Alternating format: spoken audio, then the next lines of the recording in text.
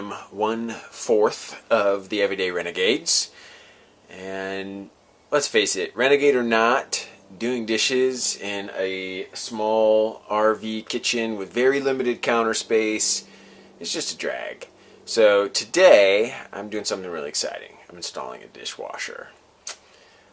I know, it seems overly luxurious for a recreational vehicle, but we're full-timers, and I did the math and research and everything, and turns out that dishwashers are actually far more efficient with water than most humans tend to be. Now, you probably have lots of tips and tricks about how to save water while you wash dishes or reuse your gray water, or I don't know, but that all seemed too complicated for us. After all, we're also just everyday people who like a few luxuries in life, even though we sold everything to hit the road. So we are installing a dishwasher. I thought I'd document it, and because I really could not find very much in the way of dishwashers, especially in fifth wheels, or travel trailers, really, for that matter. Some of the high-end motorhomes or boats or things like that, you might find some drawer-type dishwashers, but not typically found in kind of the range that we are making our home. So I am installing it, and it's going in the island area of our kitchen. And we're doing that because that happens to be where the plumbing is, and so a lot of people, I've heard, maybe not a lot, but I've heard some people take out their oven and put a dishwasher in there, which works great if your sink is somewhere in the vicinity of the oven, but our oven is in a slide, and to get access to plumbing and things like that just isn't feasible. So, and plus we use our oven for baking, pizzas and things like that. So I didn't really want to give up the oven, and so what's happening is we are going to put the dishwasher in place of this cabinet space underneath the sink, which is going to make things a little bit tricky. I'll walk you through it. You may have a cabinet you can, take out next to your sink. That might be easier. We didn't want to give up any of those drawers, so I'm coming up with a creative way to use this space underneath the sink. Alright, so it's going to be a bit of a project. I'll walk you through it. I'll take you outside and show you the dishwasher first, what's going in, and then I'll do my best to document the whole project along the way. Okay, so we chose the Vesta built-in dishwasher. It's very similar to counter-type dishwashers that people might use in a small apartment or something like that. But it's specifically made to be built in to things like an RV or a very small kitchen in an apartment or something like that. Here's the box. It is a DWV335BBS. You can find it on Amazon. I actually ordered it for pickup through Walmart, which is the easiest way for us given the location-independent lifestyle that we live. So I'll get the box off. I'll show you what it's like, and then I'll show you a couple of things that I had to think about before making a decision to go ahead and pull the trigger on this, as far as like space and needs and whether it'll actually work in any space that you happen to have. Alright, so this is it. You can see it's not full height of a normal dishwasher. It's much smaller, but you pull this drawer open here, and it's basically just the bottom rack of a dishwasher, but it's all stainless steel inside. You can fit, I think a full 4 place settings, and as far as some glasses and things like that, which is enough for our family of 4. If you've got a much larger family, this may not be, might be just not enough for you and not worth, putting in. But for us, it's going to work great. And so basically, you need to make sure that you have enough room for this height, which I think is about 17¼ inches. And then from about here to back here is, I can't remember, it's 21 and some change or something like that. And I'll take you inside and show you where this is going and how I decided that we indeed have enough room. We definitely have plenty of room. It's think the dishwasher is about 22 inches wide. You have to vary. I don't have the exact measurements, but it's about 22 inches wide, and we have plenty of room this way. It's about 17 1/4 inches tall, which unfortunately is going to hit, right in here, the range right in here, which means I've got to move this trap. I'll have a 90-degree. This is not all ideal, but again, I'm going to give it a shot, so we'll see. Okay, so I've determined that I am going to use a 90-degree bend, which is from a normal P-trap assembly, and use a little rubber washer there. We'll see if it works out, but I think it will. In place of this regular tailpiece there, I'm going to make a straight 90, right like that. And then I'll cut that off and insert this, which is a branch T inlet for the dishwasher hose, which will get in there. And so what basically has to happen is I need to cut off here and here. I'll be removing a section of this black pipe, and I don't have the example there, but I'll be inserting a coupling right there to shorten this whole thing. That'll move this trap over, and it'll allow me, if I loosen up this joint right here, I'll be able to swing the trap that way, and I'll use those compression fitting pieces to get me over, and then a 90-degree to go into there from there. So a little bit complicated, but that's what I'm going to have to do in order to free up enough space here. And then so basically my next step really is I'm going to put a couple of boards here so that I don't have to cut this piece of the cabinet. I really don't want to weaken this cabinetry at all. So I'm going to cut a couple of pieces of 1x3 and screw them here, and that will form the platform that the dishwasher sits on.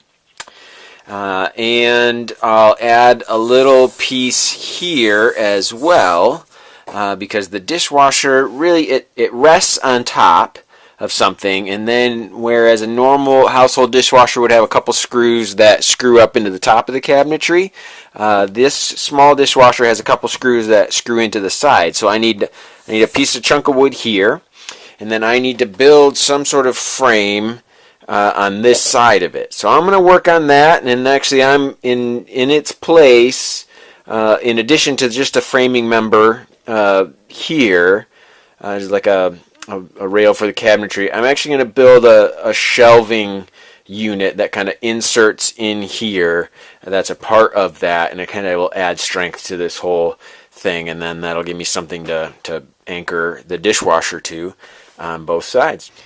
Okay, so I've got everything cut and dry fitted. I haven't gone ahead and glued any of these joints yet. I just wanted to put it all together to make sure that it would fit and that it would accomplish what I need as far as space for the dishwasher and things. So just to kind of walk through it one more time, I took that 90-degree bend, which I cut off here, and because the inside of this 90 has a bit of a flange on it when a normal tailpiece is supposed to be flat, I took that kind of flared end and I sanded it down a little bit to make it flatter and accept the rubber washer a little better. So I think that will work out. I couldn't find just a 90-degree tailpiece, so sometimes you just got to make do with what you can find. And then we went into that goes into this right here, which your plumbing situation is going to be probably a little different than mine, but this is the piece that you've got to get in. You've got to somehow get an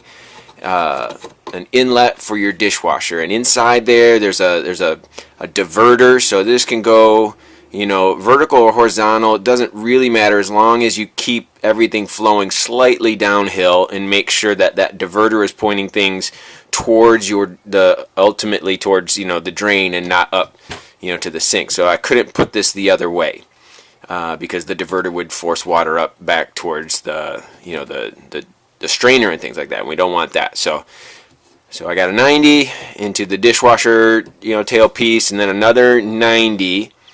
And then I got just a little extra piece of pipe there to kind of make the transition from this 90 to the actual P-trap, which was over here to begin with. And I cut, that piece out that I sent, and then I'm putting that back together with couplings. And because that this whole P-trap was a little too high and was forcing my these pipes to go uphill a little bit, and I don't want that, I actually had to cut a little out of right here as well. I just cut a chunk to drop the whole assembly down a little bit. Also, it's a good time to talk about the electrical I need to for this dishwasher, which is a standard plug. It's not a hardwired situation where it has a junction box or anything like that. Some dishwashers do have that, and you can just run a wire to it. And so I need to either just, cut off the plug and hardwire the cord right into the electrical system, but I'm choosing to install an outlet underneath the sink. So I've pulled this wire here. There was some excess down. I pulled it up. This is running from the between GFCI outlets anyway. So by tapping into this and running it into a box and putting it on an outlet, I will have access to a GFCI protected outlet under here, which just makes me feel more comfortable because, this is a potentially wet zone if something goes wrong. So it's nice to have the dishwasher on a GFCI outlet. So I'll be pulling that and installing an outlet, dedicated outlet for the dishwasher. Alright, so we are almost ready for the dishwasher to go in. I chose a dark brown colored outlet and cover so you can barely see, but I've got this housing back on around my plumbing chase, and I've got can't really see it, but there you can. I've got my T in place, ready to accept the dishwasher hose. I've got some support members to screw the dishwasher in place. I'm going to wait on this one to anchor it in place until the dishwasher's in here to give me a little bit more maneuverability. But we are ready to slide the dishwasher in this space.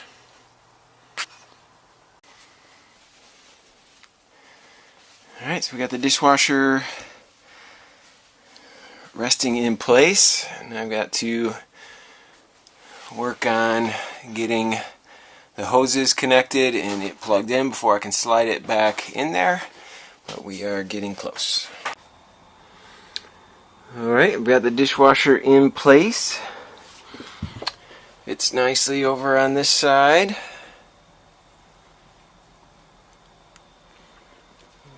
Build a little tray sort of pocket above, and this frame will get anchored into place next to it, and we'll put some shelves here. I've got the hoses all connected in the back. It's plugged in back down in there. You can just see up there the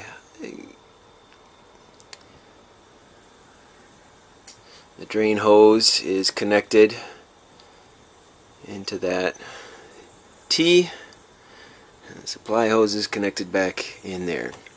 Now it's time to turn the water back on, and I'll feel back along all my connections just to make sure there's no leaks, and then I will start putting the framing in. Well, I just turned the water on to test all my fittings, and of course I had a leak, and I traced it to this fitting right here, which I thought the end of the supply line for the dishwasher was a garden hose, similar to a washing machine or something like that.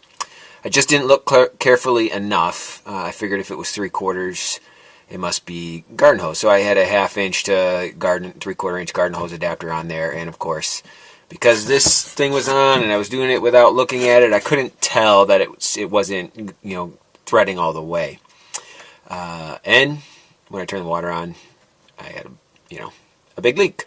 So I had to run back and get a 1/2 inch to 1/2 inch nipple plus a 1/2 inch to 3/4 inch bushing in order to get a 3/4 inch MIP fitting to screw that end of the dishwasher hose onto. So all that being said, not too bad if that's the only thing that seems to have gone wrong. I've got the water back on. Everything is functioning properly. I've tested the drain and it's working properly. So we're pretty much good to go. Dishwasher is in. All that's left is to build, the custom cabinetry around it. Alright, so we got the dishwasher fully installed. I've got a framing member here with shelf supports. I'll put some on this side too, and we'll put some shelves in the leftover space. But we got it all in, anchored in place, plumbed in, and ran our first load of dishes. You can see we fit quite a bit of things in here. There's 7 bowls of normal size. We're a family of 4, so 4 large square bowls, a few other things, quite a bit of silverware, some mugs and other things under this area. So all in all, everything looks very clean, and I think it's a useful addition for a full-timing family of our size.